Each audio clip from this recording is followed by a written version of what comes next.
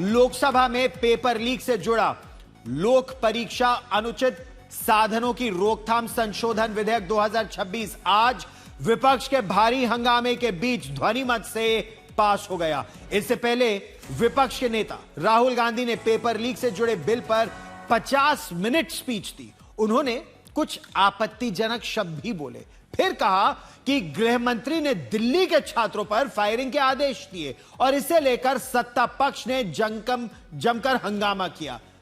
लोकसभा में संसदीय कार्य मंत्री किरण रिजिजू ने 7 बार खड़े होकर राहुल गांधी को टोका और संसदीय नियमों का हवाला दिया।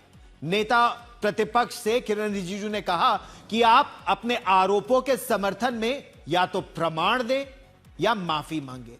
इसके बाद केंद्रीय मंत्री डॉक्टर जितेंद्र सिंह ने बिल पर हुई चर्चा का जवाब दिया। लेकिन इससे पहले हम आपको दिखाते हैं कि राहुल गांधी और प्रियंका गांधी वाड्रा ने संसद में हुए हंगामे और बीच में रोकी गई स्पीच को लेकर संसद के बाहर फिर क्या कहा। हम उससे पहले हम आपको वो विस्तार से दिखाएंगे, लेकिन अभी आपको बता दें कि राहुल गांधी अब 6 बजे अपनी प्रेस कॉन्फ्रेंस करेंगे। राहुल गांधी संसद में 50 मिनट तो बोले, लेकिन अपनी पूरी बात नहीं कर पाए। आज तक से बोली कांग्रेस की वायनाड की सांसद प्रियंका गांधी वाड्रा कि 6 बजे राहुल गांधी प्रेस कॉन्फ्रेंस करेंगे और अपना पूरा मत रखेंगे। राहुल गांधी ने संसद में कई बातें उठाई, उन्होंने सरकार पर आरोप भी लगाए, लेकिन जब उन्होंने केंद्रीय गृह मंत्री का हवाला देते हुए कहा कि उन्होंने पेलेट गन को चलाने का आदेश दिया, तो किरण रिजिजू उस पर खड़े हुए और उन्होंने बोला आपके पास इस बयान को रखने का तर्क क्या है, सबूत क्या है, किस आधार पर यह कह रहे हैं। और उसके बाद संसद को पहले स्थगित करना पड़ा, लेकिन क्या कहा गया सुनिए। कल आपकी स्पीच पूरी नहीं हो पाई राहुल जी, क्या वजह आपको लगता है? क्या आपको लगता है कि सर आप नेता विपक्ष है, क्या आपको लगता है बोलने नहीं दिया गया आपको पूरा? सर सरकार कह रही थी आप अपोलोजाइज कर लीजिए, if you take back your words of speech complete कर सकते हैं। Anything you have to say, Rahul sir, on what the government has done? I'll say it. Don't worry, I'll say it to the right. सबने देखा The bill has been passed. Rahul ji को बोलने नहीं दिया गया, आप स्पीकर से मिलने गई थी, कुछ बात नहीं बन पाई क्या? सरकार कह रही है कि माफी मांग ले राहुल जी। हम सरकार कह रही है कि राहुल जी माफी मांग ले तो वो अपने बयान को वापस ले ले। कैसे देखते हैं आप इसको कि नेता प्रेस कॉन्फ्रेंस करेंगे वो सब कुछ पता है? अच्छा, तो यहाँ पे राहुल गांधी प्रेस कॉन्फ्रेंस करने वाले हैं। प्रियंका गांधी ने हमसे ये कहा और जब हमने राहुल गांधी से पूछा तो उन्होंने बोला मैं पूरी बात बताऊंगा। और इसको लेकर जो है कांग्रेस बेहद आक्रामक तेवर इख्तियार किए हुए है। पूरा जो कांग्रेस के तमाम सांसद है वो वेल के भीतर चले गए। जब हम मौजूद थे वहां पे हमने अपनी आंखों से देखा कि लगातार नारेबाजी होती रही। वहां पे डॉक्टर जितेंद्र सिंह इस पूरे बिल पर बयान देते रहे और अपने आप में ये वो वक्त है जब सत्ता पक्ष और विपक्ष बिल पर चर्चा कम, लेकिन जो सड़क पर घटा उसको लेकर संसद में खूब जोर हंगामा है बरपा। मौसमी सिंह, दिल्ली आज तक।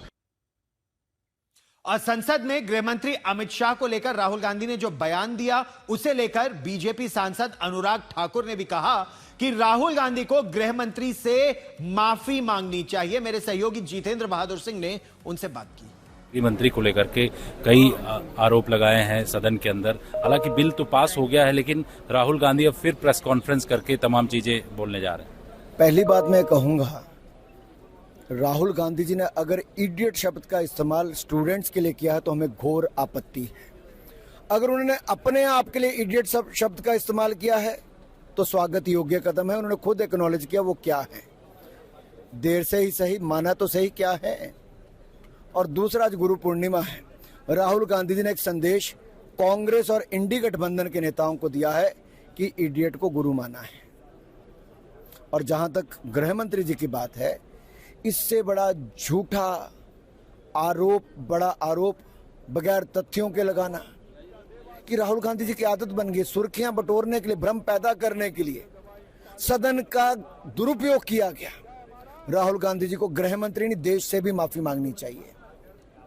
कोई गोली नहीं चली, कोई फायरिंग नहीं हुई और ये जिम्मेदारी डीएम के पास होती, पूरे देश को पता है, लेकिन कांग्रेस के नेता को पता नहीं। थोड़ा पढ़ लें भाई, ना सदन के नियम पता है और ना सड़क पर आंदोलन कर रहे तो उसके खिलाफ कार्रवाई करने की जिम्मेदारी किसके पास होती है, इसके भी उनको नियमों का पता नहीं है। ये क्या चलाएंगे पार्टी को? माफी मांगनी चाहिए गृह मंत्री से राहुल गांधी जी को, और देश से माफी मांगनी चाहिए। आरएसएस को लेकर के भी उन्होंने बयान दिया है कि हर एक जगह वाइस चांसलर आरएसएस के लोग वहां पर पहुंच रहे हैं। आरएसएस का फोबिया इस परिवार को बहुत पहले से है भाई, पीढ़ी दर पीढ़ी है, और ये पीड़ा मैं इनकी समझ सकता हूं। पर इतना ही सुझाव दूंगा राहुल जी, शाखा जाइए, थोड़ी समझ आएगी, थोड़ी शिक्षा मिलेगी, थोड़ी राष्ट्रभक्ति मिलेगी, और राष्ट्र की शक्ति बनने का प्रयास करिए। राष्ट्र को तोड़ने वालों की शक्ति के साथ शक्ति मत जोड़िए। शुक्रिया सर। जितेंद्र सिंह, दिल्ली, आज तक।